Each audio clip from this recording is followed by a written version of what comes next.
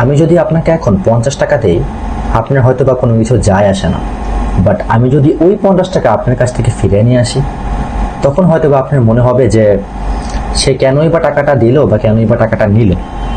এখানে একটা জিনিস চিন্তা করেন, ঘটনাটা 50 টাকা না, ঘটনাটা হচ্ছে যখন আপনি 50 টাকা নিয়েছিলেন তখন আপনার কোনো কিছু যায় আসে নাই, বাট যখন এই টাকাটা আমি আবার ফিরিয়ে নিয়ে আসছি তখন আপনার ওই মানে মনে হয়েছে যে এই টাকা দিয়ে আমি হয়তো বা আরো অনেক কিছু করতে পারতাম, তাই না?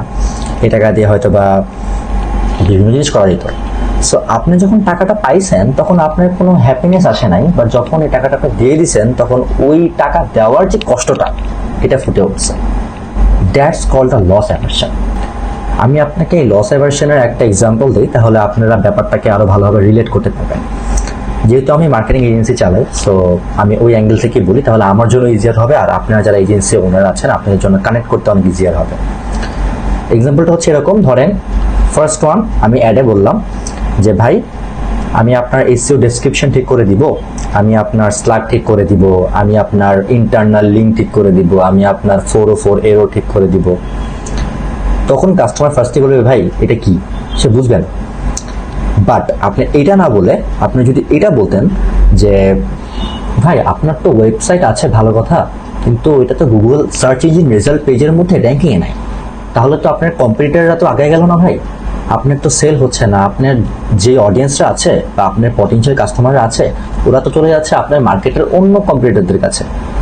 তখন ওর মধ্যে এটা ট্রিগার কাজ করবে, তখন ওর মনে হয় যে আচ্ছা আসলেই তো আমি ওয়েবসাইট বানাইলাম, আমি তখন ও কিন্তু এসইও বোঝে না, বাট ও সাইকোলজিক্যালি চিন্তা করবে এটা যে আচ্ছা এ তো দেখি যে আমার মনের কথা বলতেছে, আমার প্রবলেমের কথা বলতেছে। সবসময় মনে রাখবেন, আপনি যখন আপনার যে পটেনশিয়াল কাস্টমার বা আপনার যে ট্রাফিকগুলো আছে ওদেরকে যখন আপনার প্রবলেম নিয়ে বেশি কথা বলতে পারবেন, আপনার প্রফিট হওয়ার সম্ভাবনা প্রায় 95%। তো লস অ্যাভারশনের যে কনসেপ্টটা, যে আমি যখন ফার্স্টে বলছিলাম যে ভাই আমি আপনার মেটা ডেসক্রিপশন ঠিক করে দিব, তখন কিন্তু ওর মধ্যে খুব বেশি একটা যায় আসে না, তাই না? কিন্তু যখন আমি ওকে বলছি যে ভাই আপনার অডিয়েন্সদের তো নিয়ে যাচ্ছে আপনার মার্কেটে যারা আছে ওরা, তখন ওর হারিয়ে যাওয়ার একটা ভয় সৃষ্টি হচ্ছে। এটাকে বলা হয় লস অ্যাভারশন। তো আশা করতেছি যে এই লস অ্যাভারশনের যে কনসেপ্টটা এটা আপনারা খুব ভালো মতো বুঝতে পারছেন। না বুঝে থাকলে কমেন্টের মধ্যে জানাবেন, বুঝাই দিব, সমস্যা নাই। তো ভালো থাকেন, দেখা হবে পরে কোনো একটা ভিডিওতে।